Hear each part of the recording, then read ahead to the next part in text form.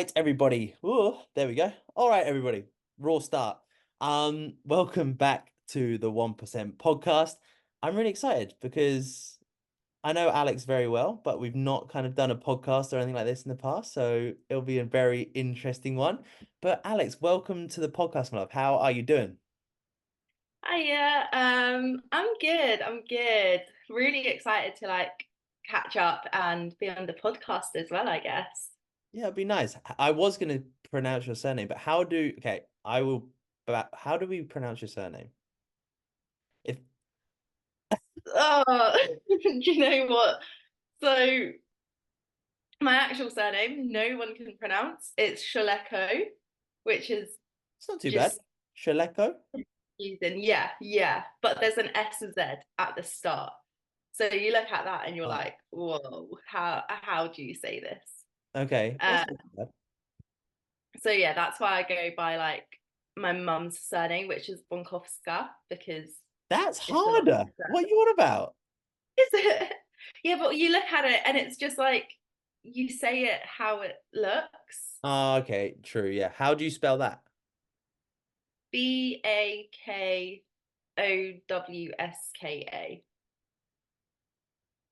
Oh, I think I'm gonna go with the first surname. Okay. Maybe I'll have to change it back then. At least you get to pick, so it's fine. Because who's is Polish, isn't it? Who's Polish in your? So, Oh, are they both? everyone.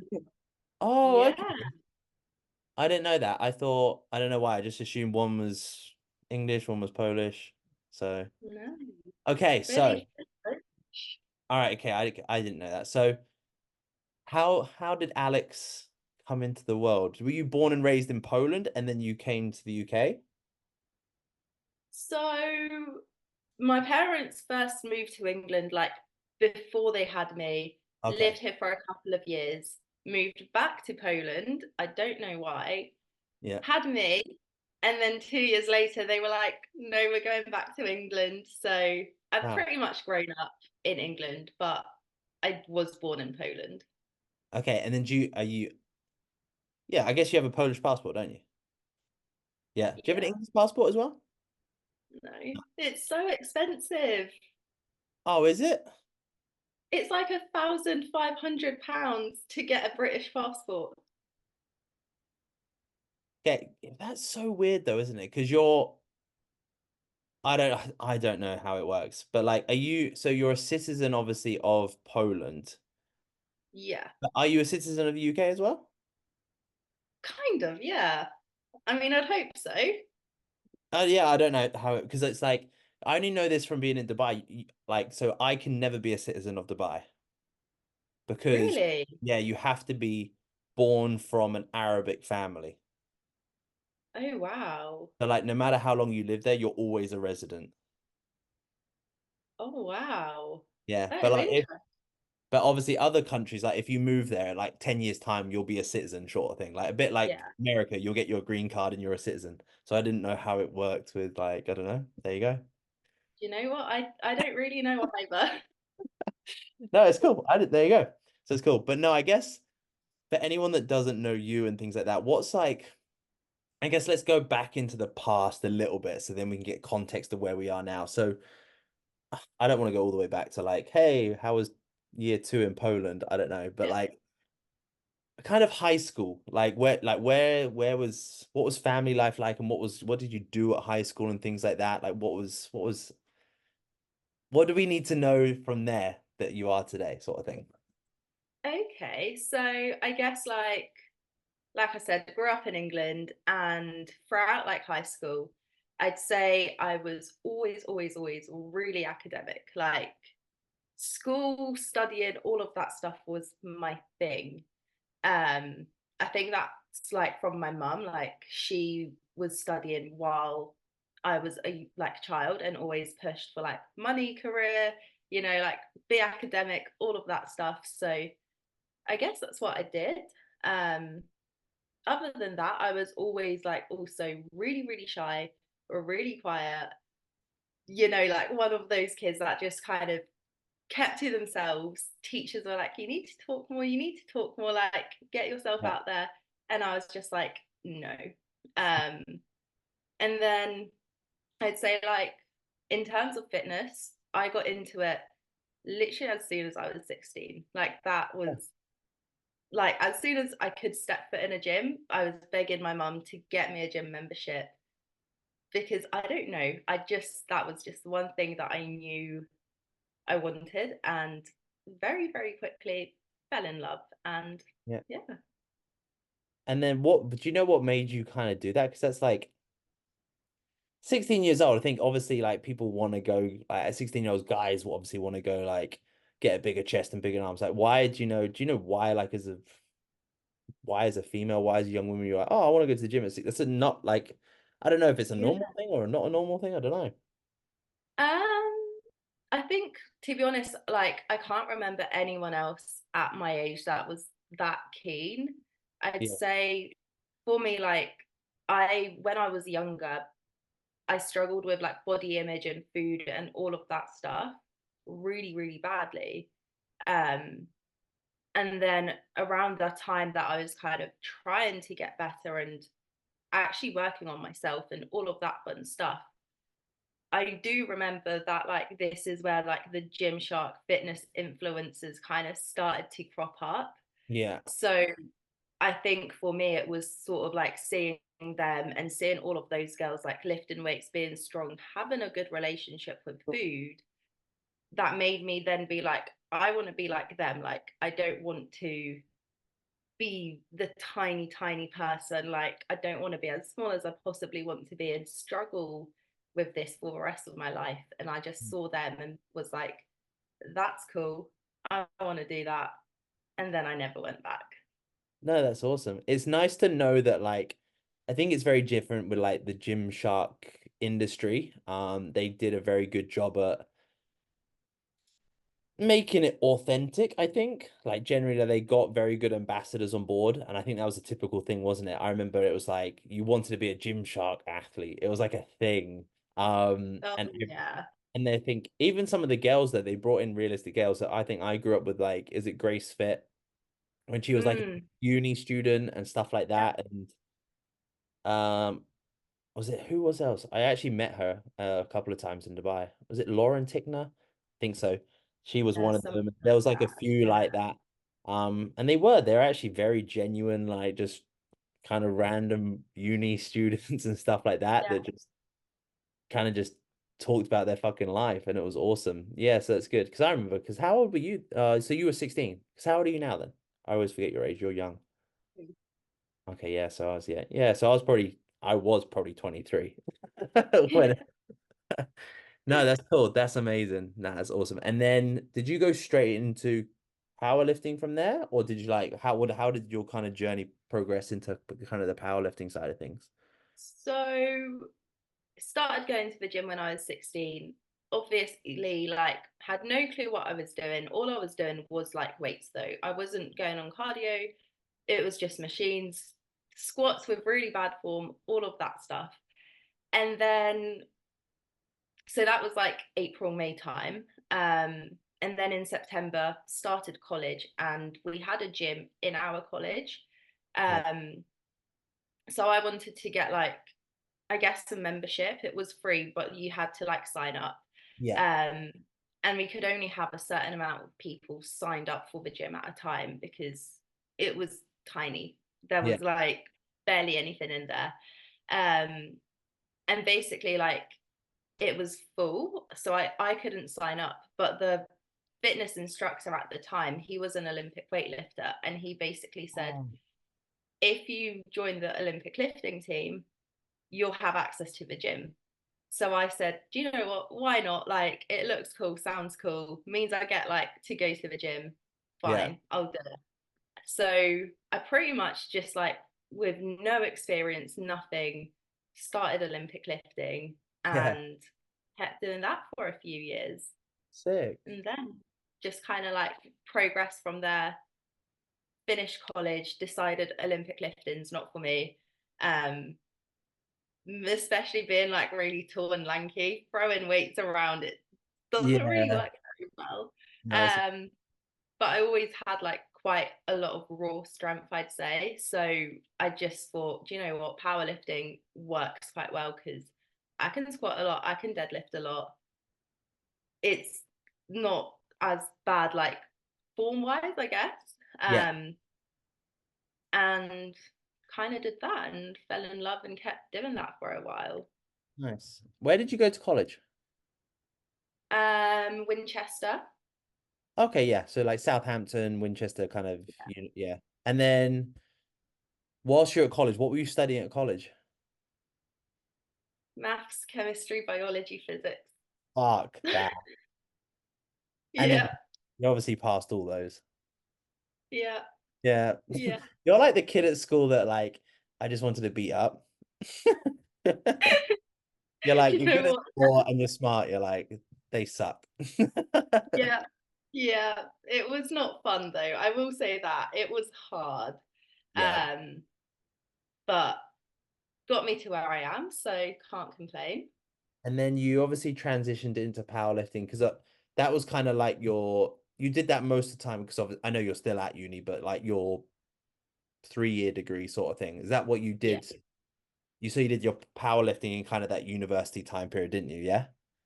yeah, yeah. So I first decided that I wanted to commit to powerlifting literally just before lockdown hit. Okay. So there was like a competition, I think in May of 2020, Yeah. that I was gonna go and do because I was only 18. I was already lifting quite a lot of weight for like my age, my height, or like weight or whatever. So Yeah. I was kind of like, if I compete now, I with no like training whatsoever, I could qualify for British Championships. Yeah. Lockdown happened, didn't have like nothing really kept going. I was quite lucky that me and like my ex-partner had a lot of equipment throughout lockdown. Nice. So I was still lifting, I was still training, but it wasn't anywhere near as like I guess structured. No. Um, and then once lockdown kind of went done its thing, went back into the gym, started working at Pure Gym, and that's when I really like started taking powerlifting, I guess, seriously. Yeah. Yeah, because I think that was one of the first times I saw you actually in the gym. I think it was Mm. I saw you in the gym. It must have been when you were PTing there and stuff as well. Yeah. And then did you compete in the end? I competed once, Yeah. How was it? didn't love it, in all honesty. No? Had like the worst prep of all time. Um, and yeah, just didn't really love it. It was also December time, snowing, and powerlifting competitions. They're always in like little like powerlifting or Olympic lifting gyms in like sheds basically. Yeah. So imagine all of us trying to warm up, me like hoodie, puffer jacket, everything in minus 10 degrees to Fuck. then like strip everything off, run onto the platform, try not to freeze, do your rep, and then be like, right, everything's coming back on again. It's not fun. Jesus. And then I guess what was your numbers with it? Not even the competition, but what's your best numbers with the lifts? Squat 120, deadlift 140, and I think bench 57.5. Okay, nice. Yeah, fuck it, that's strong. My bench needed catching up, but everything else I was happy with. That's also as well, because like how old were you then as well? It's quite young as well, like to have those numbers. 20, 21, I Yeah, think, exactly. at the Yeah, time. to have that strength at 21 is sick. And obviously now it's nice because it's correlating now into what you're doing now, which is so Oh, nice. yeah. When you have that Yeah. foundation, it's insane. So that's absolutely amazing. So, powerlifting, uni, lockdown, run me through kind of because obviously you're studying something that not many people study as well. As well, you've gone quite academic and you're doing very well in the fitness journey as well. So, university, what were you studying? When did you start uni? What year did you actually start uni? Because did you do uni through COVID as well? Yeah. Yeah. So I started I did biomedicine. I started just before COVID like hit. Yeah. So September, and then word kind of started spreading about like COVID, lockdowns, all of that in January. In March, went into lockdown. So all of my uni life, I guess, was hit by COVID. Yeah, fuck. Jesus. And then you start, what was it? Biomed? Is that right? Yeah. Yeah. What is that? Just basically loads of like science stuff. So it depended on what you wanted to specialize in, but it was like microbiology, diseases, like there was a bit of like physiology, anatomy, genetics, cardiovascular disease, like all of that stuff. Basically, any sort of disease, anything like that, we'd study it. What made you, obviously, I know obviously family environment has a big influence on the route you go down, but what was the reason obviously for going down the medical route for you? I guess first things first, I wanted to be a scientist ever since I was like 9 years old. So it was science was always the plan. And I guess as I grew up and got older and went through school, it just sort of narrowed down to I like learning about like the human body, and I find all of that stuff really cool, really interesting. Um and like I did all of the sciences in college. So from there Yeah. I kind of was like, I don't love chemistry. Physics is interesting, but it's just confusing. Biology is kind of cool. So I just went into that route. Nice. Yeah, sick. I always feel like chemistry, okay, because it's maths, like there's facts to it.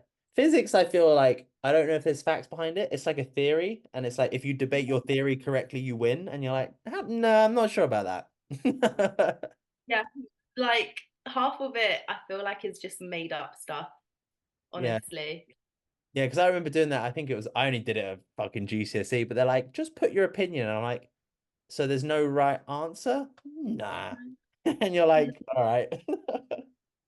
Honestly, it just makes so no sense. And like I like being able to picture things as well. Whereas like physics, it's all kind of you can't see it, you can't picture it. You're just No. sat there like, what? How does this work? I find it amazing now because I find like I nerd out on like space shit now. So I find stuff like Mm, that amazing. So like when they talk about the size of like universe and they talk about like how stuff's made and things like that in the universe, or like how far light travels, but then you can't comprehend it. You're like, it takes 4,000 light years to hit your eye, and you're like, well, but how? Like, do you know what I mean? You can't yeah, imagine like, or like the size of something. You're like, well, how big is that? Like, and it clearly fucking massive, but like yeah, you you just can't put can't it into, picture it. no, it's really hard. So I think I would probably just get frustrated by it if I was studying it. Yeah, yeah, that was me. Why I Yeah. did not do that. And then from yeah, from uni, from powerlifting stuff, what made you, because a lot's changed, I guess. Like you've gone, obviously, you're still in the educational route at the moment still. But like what was the reason for kind of starting a pure gym and then obviously transitioning from coming away from powerlifting? So I guess in terms of like personal training, when I like started doing the Olympic lifting side, I was in the gym all day, every day, even if I wasn't training. Like, if I did not have a lesson, my lunch break in the morning, all of that stuff, I'd be in the gym. So I started helping people just kind of there because I was there, and like the fitness instructor knew me so well. So he was like, go help this person out, like whenever he was busy. Yeah, So I kind of started literally just like helping people without even having a qualification. And then I started like teaching classes in the gym as well, like in college, just like female only little classes, create circuits. yeah, And that's when I realized I really love this. Like I love being in the gym, like helping people, teaching other people, getting girls like lifting and getting stronger, and everything that I noticed that changed when I got into the gym. I loved seeing it in other people.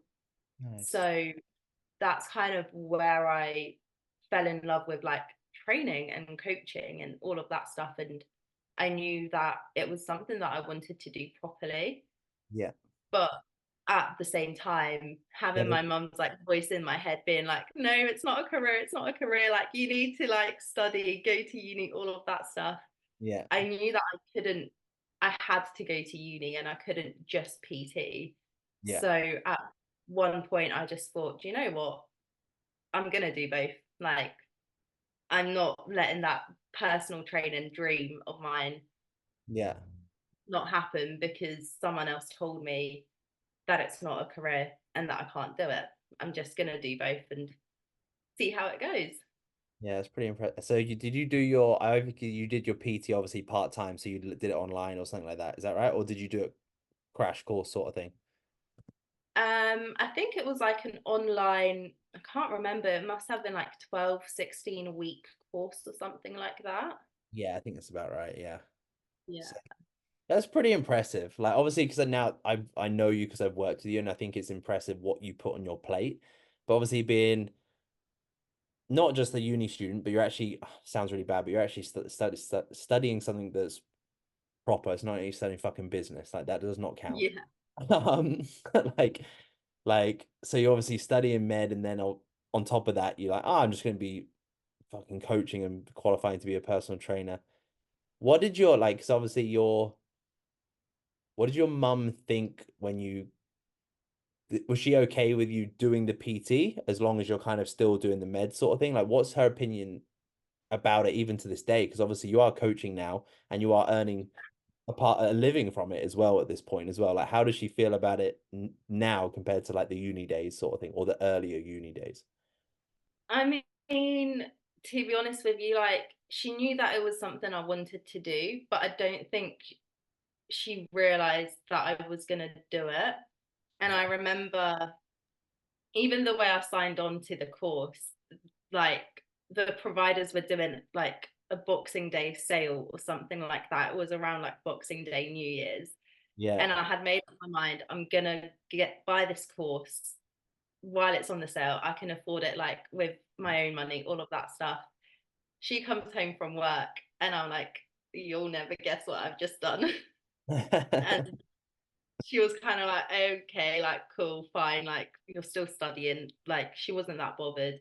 Um, and I think that's the same opinion she has now. Like she's never loved the fact that I've been so committed to it, Yeah.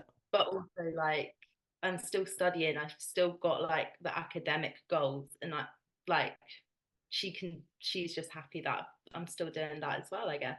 Cool. No, that's good. The thing is, because it's like there's always that thing, isn't there? Like some people go, like say they go down that route, or then they go down a different career path and stuff like that, and the family either they agree or disagree, whatever it is. And I think until they realize like their son or daughter's doing very well, they're like, okay, I can accept this now, sort of thing. And that is because a lot of it is it's having that financial stability, isn't it, from those like backgrounds and stuff like that. You could say from like if it is a very, I guess if you come from an Asian family or you come from whatever it is, it's very like certain, even if you come from a Mm. UK, like a British family, it doesn't matter. It's just how that upbringing is, like an academic route.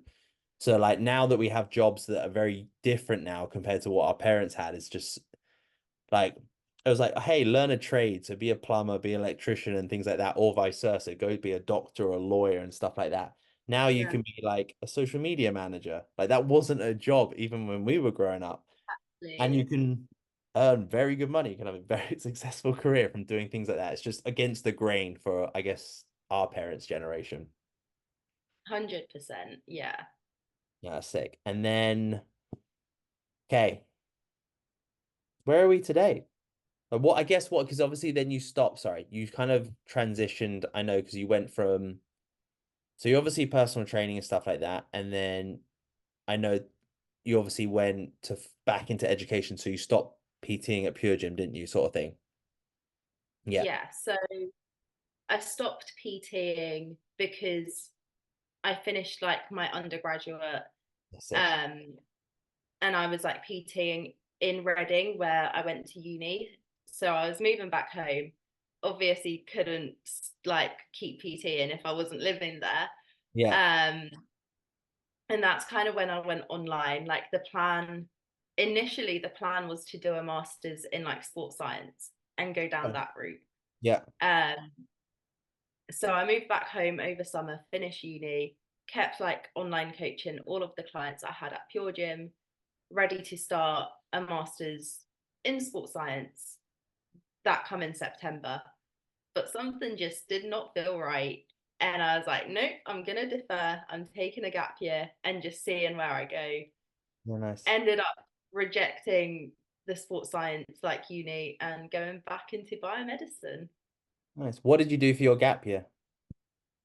Do you know what? All I was doing is just like working and just kind of chilling, to be honest, building up the business, and just taking some time to actually just sleep and have a normal routine because during uni, like I was up at 4 a.m. most days, going to bed at like 1 a.m. some nights, and all of that stuff, and just non-stop from the second I woke up to the second I went to bed.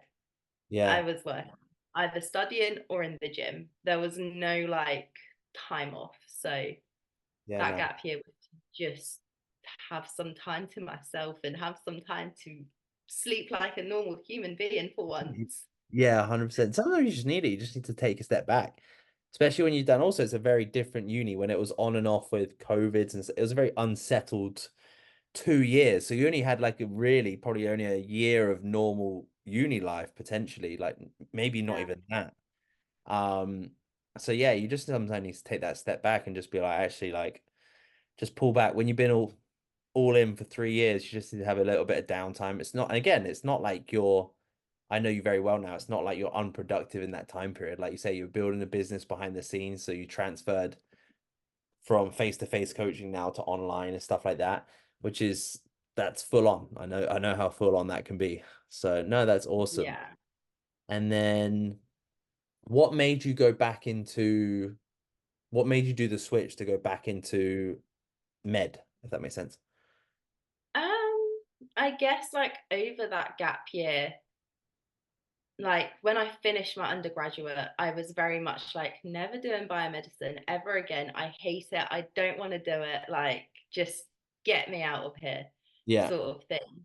And then over that gap year, I started just slowly like falling back into my roots and realizing like why I started it in the first place, and just kind of like it was always the plan to be a scientist and do that like ever since I was tiny. So I think over that gap year, it just kind of brought me back to that. And I realized like I want to do it for my younger self. And Yeah. at the end of the day, like I don't know if I'm gonna like it until I actually like do it, you know? Um, Yeah, I think that's the thing with a lot of those careers is that there's a lot of groundwork, but I think when you're actually in it, doing it, like the practical side of it, because like there's loads of shit that you don't want to do. It's the same as like any career. You have to go through the stepping stones to get there. But not that I know, right? I don't know what it's like to be in the fucking medical world. But it seems like again, like doctors do fucking 7 to 10 years before they actually are fully in a hospital doing what they're doing. And I think yeah, that's when they fall in like because they know the outcome at the end of it. And that's when the rewards are there after the sacrifices of studying. yeah, for sure. So that's kind of what got me into it. I think I remember again, like listening to a podcast that someone was doing with like a scientist or medical like person, and they were talking about, I can't remember what it was, but some sort of like medical stuff. And I was like, oh, that's what I could be doing. Yeah. Like if I just kept going, that's where I could end up. So after that, I just on a whim applied to one uni for a biomedical master's course on a whim, partly just to see if I could get in, at the time, like I still had the offer from the sports science degree, like Where did you uni. apply from then? What uni did you apply for? Um, Gloucester for sports science, Okay, yeah. and then I applied to UE, which is like University of West England for biomed. Um, and I literally just kind of did like the whole application within a couple of hours, fully winged it, just to be like, let's see if I can get in. And if I do, I'll do that. Yeah. Um, and then a few weeks later, I got in, and that was in July. So that was like pretty much when we started like coaching, Yeah, I think so. where I Yeah. got in, and then in September I moved. Yeah, shit. Damn.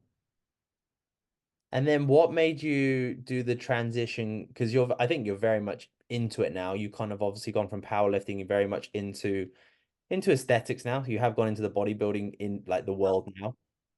Obviously, I know that powerlifting, you kind of just it's simple. Like we all done it. I did it with my last sport. Like you just lose the spark. You just lose the spark for it, and you naturally transition it to something else. Like, how have you found the transition? Like, how are you enjoying kind of the transition from powerlifting into, in a sense, again, like bikini bodybuilding kind of style of things now?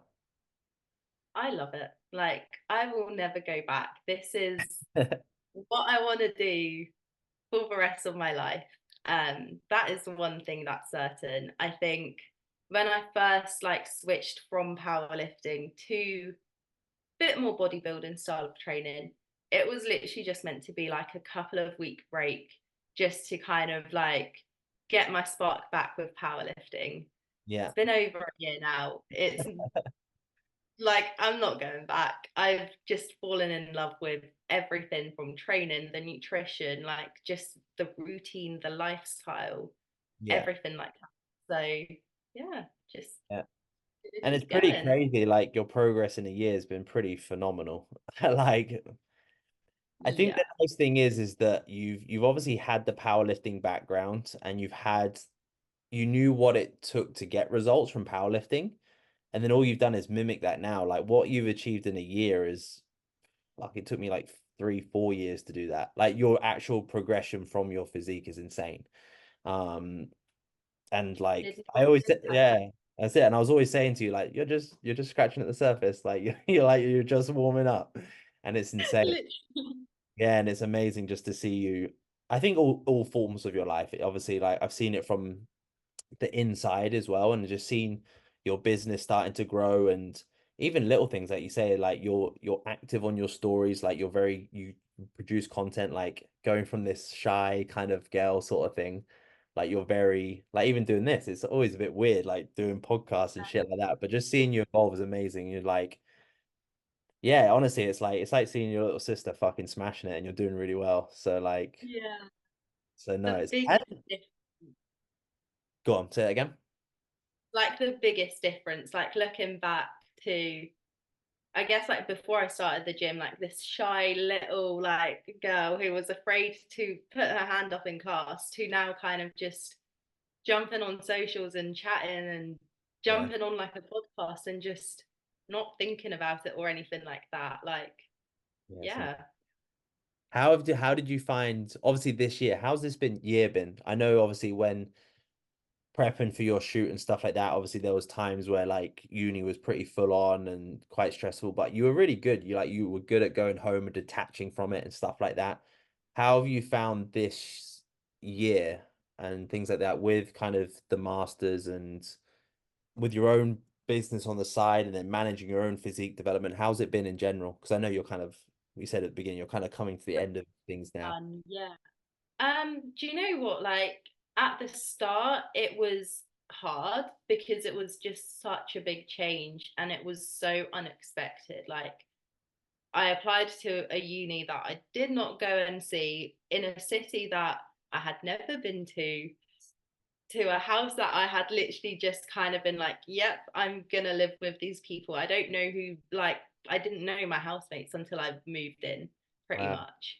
Yeah. Um, so it was just, I guess, a lot to deal with, like settling down Yeah. and whilst also being on a reverse from quite like an intense prep. It was just kind of like trying to sort out life stuff, trying to sort out like reverse and going through all of those feelings and everything like that, whilst also now starting uni that I didn't know if I was gonna like get through, if that meant makes sense. Like Yeah. it was a master's, it was hard. Like I remember our first sort of like session in uni, what like the lecturer was like, this course is going to be really really hard, it's going to like challenge you, it's going to like, you have to be committed. And I so nearly just walked out at that point being like, no, I can't do this, like this is not for me. Yeah. um so like all of those things going on behind the scenes was quite hard, but then once I settled down, Yeah. it, everything just kind of became easy. Yeah, 100%. Yeah, there was obviously definitely times we spoke about it as well. Obviously, like in such a short space of time, you did phenomenally well with obviously like your cut and then obviously doing your shoot and stuff like that. And obviously, I know when that reversing is so hard. Like no matter who you are, it's fucking hard because there's no specific purpose anymore, realistically. Like there's no Yeah. real goal. So now it's like you always you always did have the longer term goal of obviously growing, but growing's not really like, hey, finish growing here. It doesn't really kind Yeah. of work like that. So like the reverse phase, I know you found hard, and obviously from potentially, like you said, like early days when you do have those eating kind of not really disorders, but like you have those eating memories of things like that where you were unhealthy with your eating habits or you built unhealthy obsessions and stuff like that. You feel them creep back into a reverse phase. You feel like binging or eating too much and things like that. I know that you struggle with those on certain days because obviously we spoke about it and stuff like that, but Yeah. you did very well. You did. Probably better than you actually think you did as well. It's like a weird thing, yeah. Yeah. Looking back, I know like it was fine, Yeah. but in the moment I was not fine. You do, don't you? Because like when you're so on it all the time with certain goals, like you say, when you're on it for like a shoot prep or whatever it is, like there's not a beat that's missed. So when you think, oh, I had a meal out or I ate a snack, you're like, oh my God, like I fucked it. Like you Yeah. generally think that like, or I ate some more fucking peanut butter out the jar whilst I was spreading it. Like all that sort of shit. And you generally think you've sabotaged everything. It's such a weird thing to be like having that emotional switch and that detachment from both. Because you know now, like a prep is not fucking sustainable. And like even when you get lean, it's not sustainable. Because now you obviously you teach that to all your girls and stuff like that, which is great because you've Yeah. done it. Yeah. So no. So Yeah. like, Exactly. yeah, no, you're doing yeah, it's honestly it's just great to see you just fucking striving. Because I know it's not easy behind the scenes. Yeah. Yeah. But we've done good. Like we've gotten to where we are, so can't complain. Yeah, exactly. What's the mission for you at the moment? So obviously I know kind of where are we at the moment with life and things like that. Clear that. So I guess first things first, finish my masters, and then get a job in the like medical lab industry. Keep going with coaching, like that is one thing I don't see myself stopping, and just see where I go. Like, if I don't like the medical industry, and if within like 6 months or a year, I'm sat there being like, I hate my job, I don't want to do this.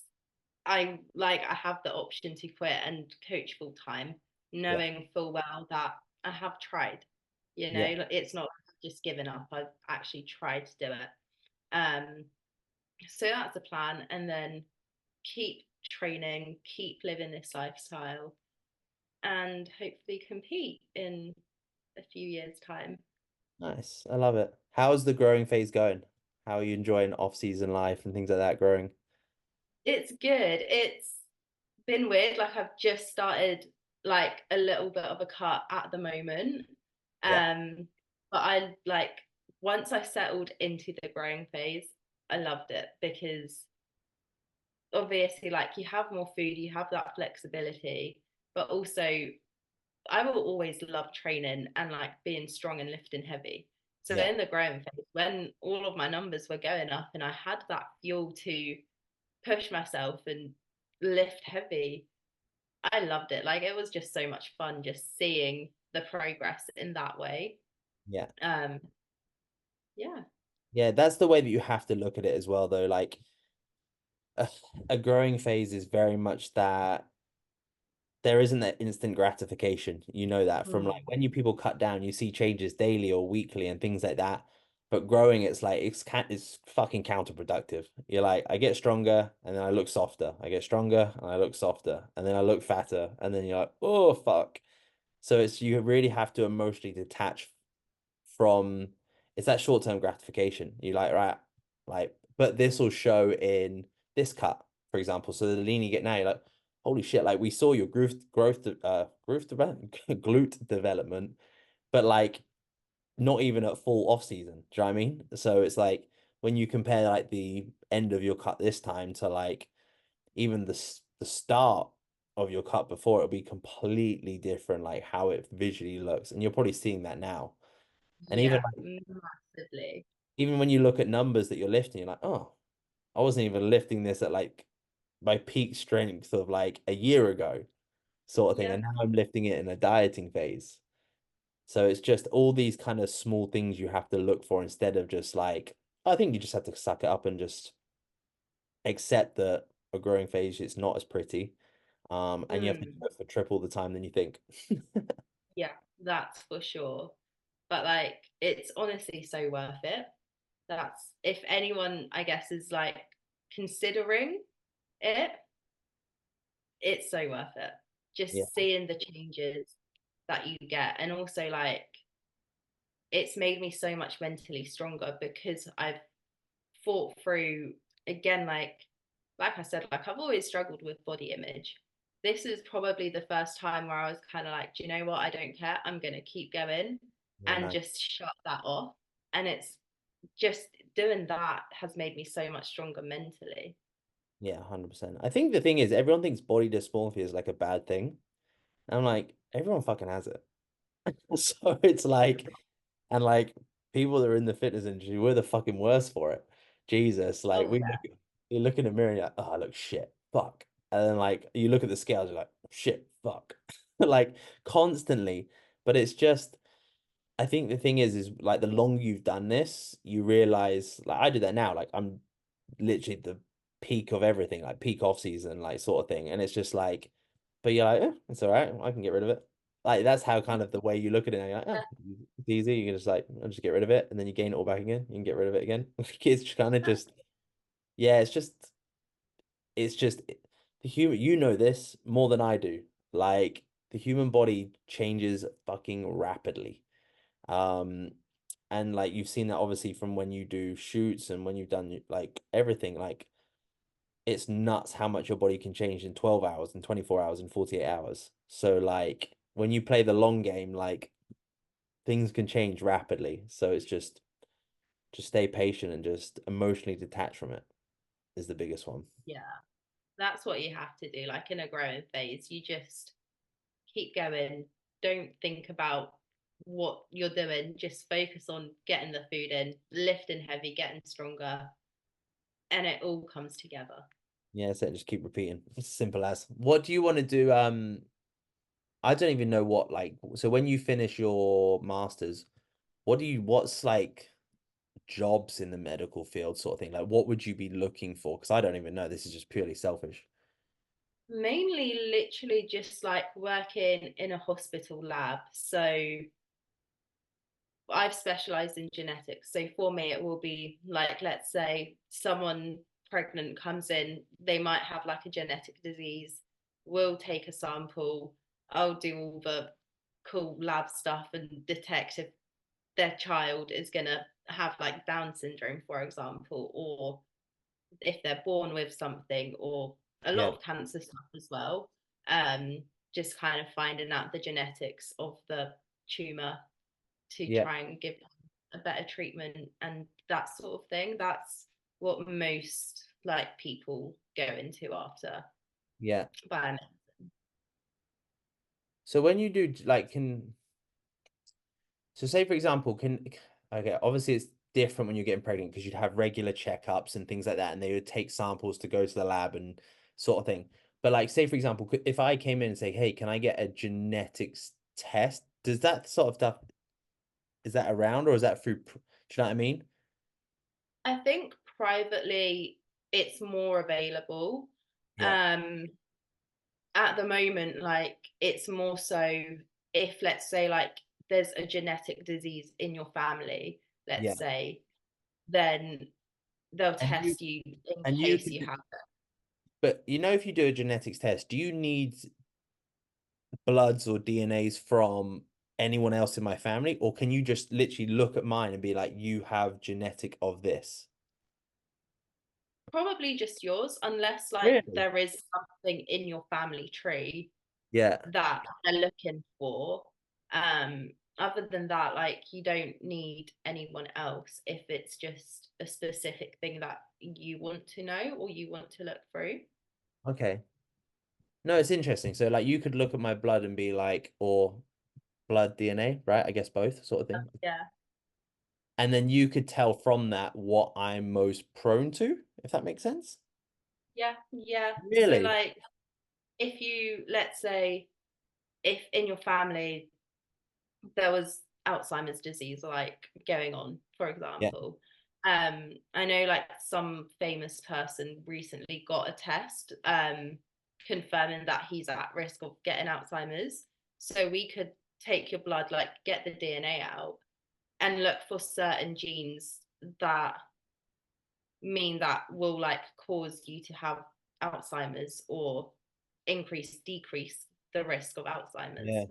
Fuck. Who was you said the celebrity? There was a female celebrity. I want to say like not Jessica Albert or something like that, but she had breast cancer in her, and she had what's Yeah. it called? She had a breast removed, didn't she? Like on purpose.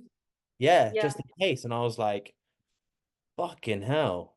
Like to do things like that, can you say there's a percentage or you can't give out like say your 60% chance or because you wouldn't do something that extreme, would you, if you weren't 100 like if you weren't I don't know. I mean, breast cancer, it's a weird one because there's two genes, like it's the only cancer that is semi-inherited. There's two genes, BRCA1, BRCA2. If then like mutated, you basically have like a 90% chance of getting breast cancer. Oh, okay. And Fuck. like they'll be mutated in your family. So that's how, if like your mum, your gran had breast cancer, you most likely want to get those genes checked out because they probably are mutated.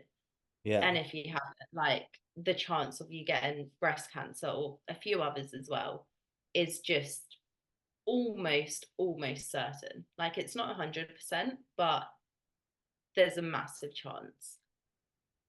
Fuck. Okay. Yeah. It's pretty big deal. Yeah. If you can say almost, you're like, okay. Yeah. Oh, wow. Okay. And then what would, so for example, if they had the test, what would they do? Just regular checkups sort of thing to, yeah. Because Yeah. obviously So if it's not gone into like a certain stage, like you don't have stage one sort of thing. If it's just you've got the underlying gene, risk. yeah, risk of it, then you would just be like, okay, just come back on a regular, like every 3 months, 6 months, whatever it is to have them checked. Is that right? Yeah, pretty Okay. much. Like it just gives you that knowledge and lets you get checked up like regularly.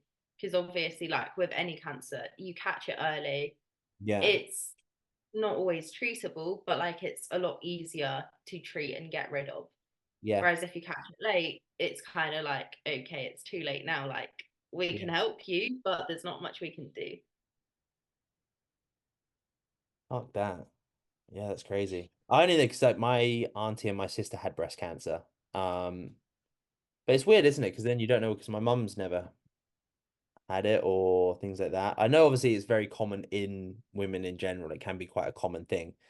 But it's interesting, isn't it? Just to kind of like know these things. Because I think on my like dad's side, like my dad has like a electrical pulse thing that's like with to do with his heart that it kind of like goes the other way sometimes, or like Oh electric. yeah, Yeah, I don't know what that's called, but like can't I think remember.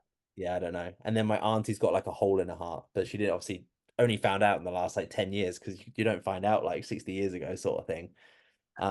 Yeah, it's interesting. It's crazy, yeah.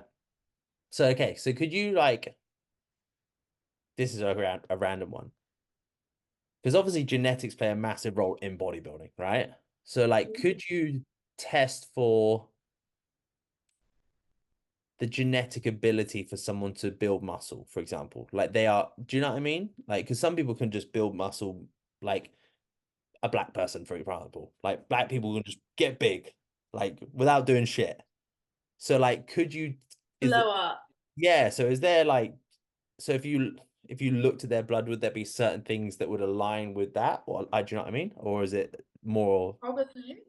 yeah, Like most likely there is something like genetic with it.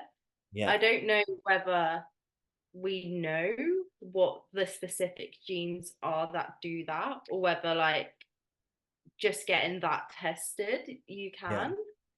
But maybe one day, like Okay. I might have to look into that and see if there is like specific genes that Yeah. actually control that, because that would be quite cool. I guess because like because that's the idea of, isn't it? The idea of like I know obviously like that's the reason people go down performance enhancing routes, right? So everybody takes PEDs because they enhance, well, they give you more hormones that force more growth to an extent or force the side effect that you want.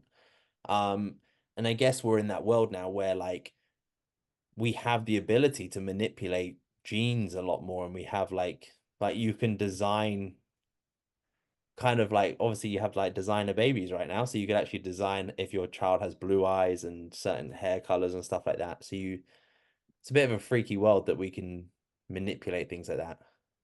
Yeah, that you can just like shut something off like in your genes and it's gonna change like everything. Yeah. Because obviously like can you do that is so like for example, like you say if someone's pregnant and they come in and they say, "Ah, like your child's at a risk of this," can you make manipulations in the womb to treat that? Depending on what it is, of course. I mean, I wouldn't say like in the womb, but if let's say you're getting IVF, Yeah. which is like baby in like making the baby in the lab, Yeah. what they do is they will literally test like the tiny little embryo that like the little cells that basically come together to create the baby. Yeah. Um, they will take some of those out, test them, make sure that it's like free of disease, and Oh, then the ones that are free of disease will be put back in. So wow. let's say like if you're at I think if you're at risk of a certain disease, like if you've got a certain disease in your family, you might end up taking the IVF route to, So you could eliminate the risk of, yeah. oh, right. Okay. I don't know if that is like legal at the moment, but No, but one it's day, like, it's, yeah, but yeah, that's the thing. Yeah, 100%. Like, there's places in it. You can still, like, if you want to go die, you can go to like Switzerland.